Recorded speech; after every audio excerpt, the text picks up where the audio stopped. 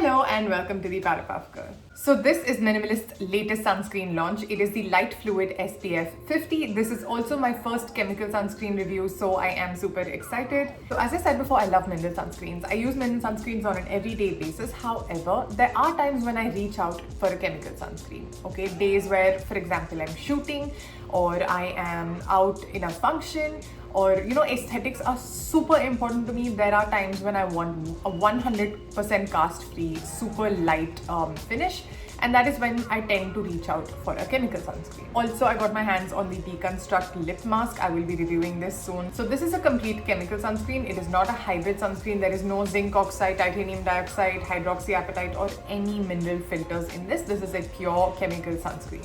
However, I love that it has new gen chemical filters. Most of the old gen chemical filters tend to break me out, irritate my skin or cause little red bumps and rashes on my skin. I have noticed a significant difference when I use new gen filters as compared to the old gen filters in the way my skin reacts. So let's get into the brand claims of this product. It says it has high protection, broad spectrum, PA++++. That's 4 pluses, and it is water and sweat resistant.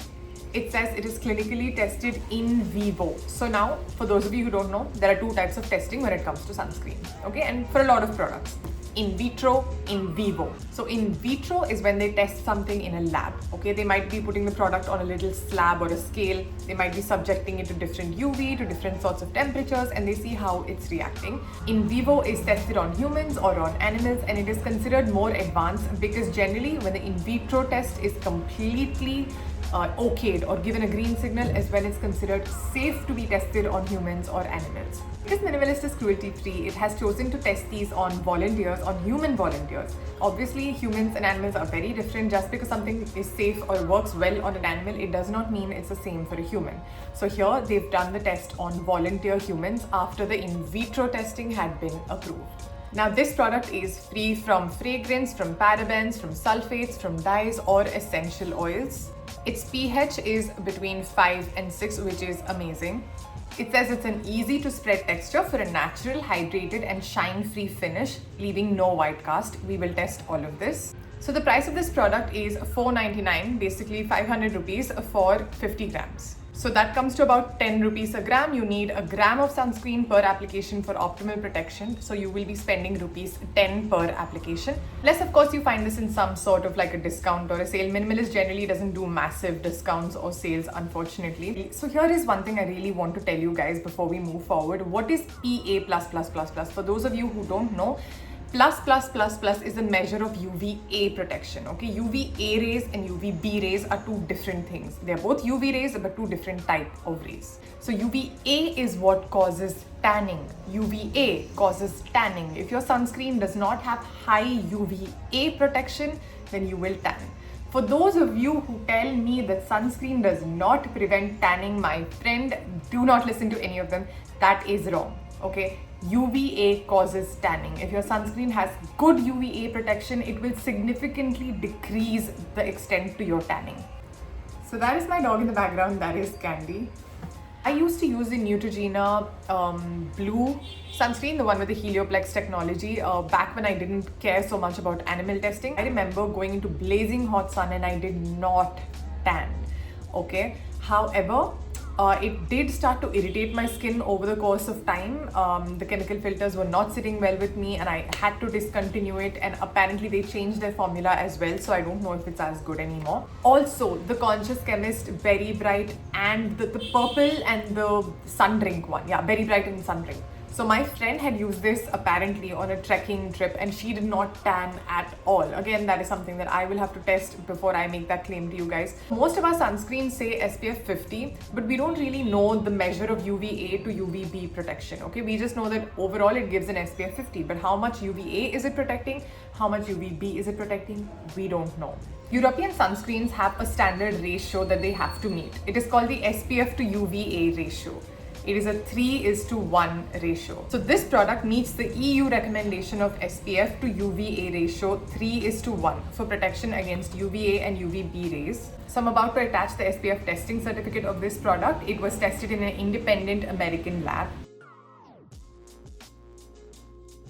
Now let's get into the ingredients of this product. So just like most minimalist products, this one also has a very simple minimal ingredient list. So here you can see that they're mainly using 3 filters, which is the Uvinal A+, Tinosorb M, and ethyl hexyl methoxycinnamate.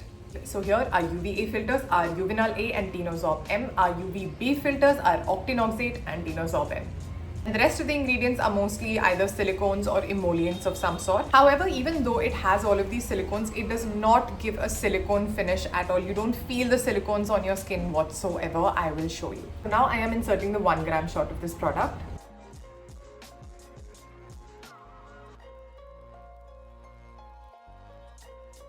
So let me show you the consistency of this product.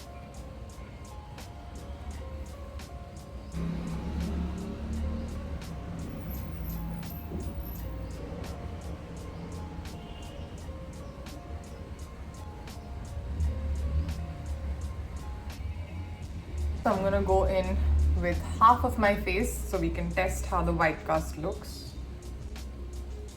Using about half of this spoon. Now I'm gonna come in super close to the camera so you guys can see what this looks like.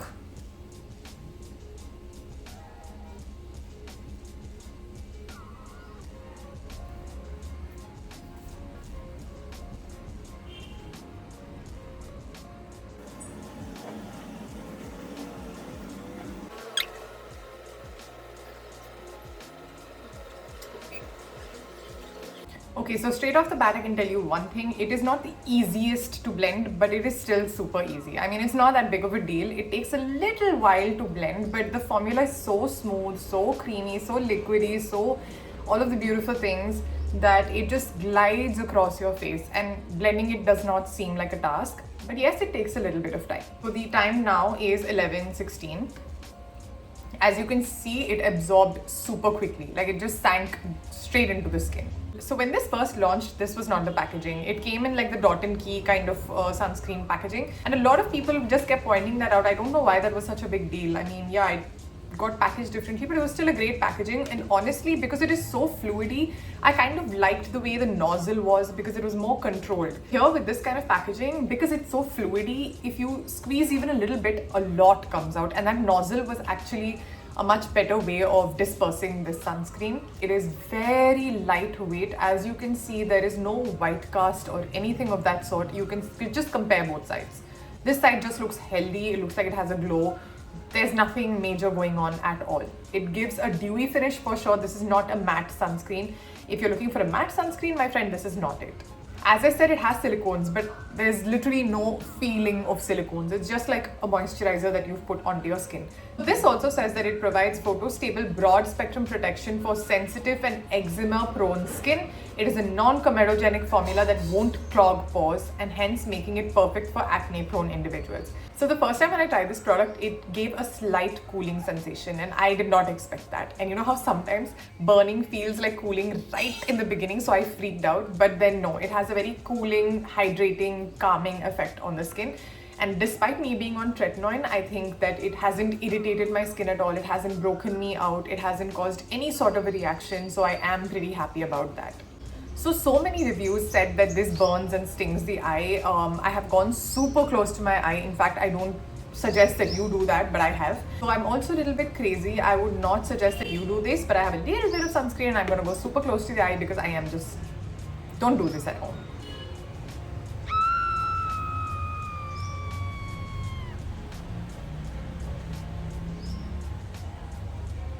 Nothing. Like you literally saw me put my finger in my eye. Nothing, okay? This did not sting my eyes whatsoever. Please don't.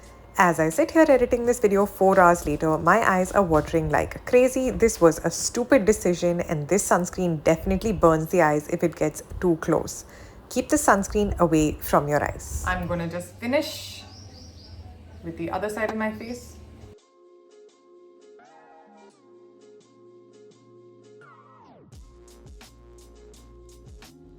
So as you've seen, I've used a lot of sunscreen. The time now is 11:23 and I'm just going to come back in 10 minutes and show you guys how it sunk into my skin.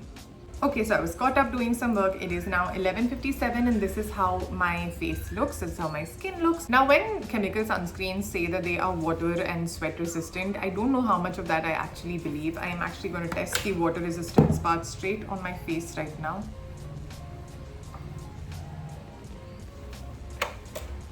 I'm just going crazy with this review. But you see, how is it water resistant? So I know that water resistant and waterproof are two different things, but I don't understand how this is water resistant. I mean, the product is literally melting off. What is wrong with me today? This is also why I like my mineral sunscreens. I know that they are sweat and waterproof most of the time. I can test that out, but here the product did kind of wash away when water was added to it.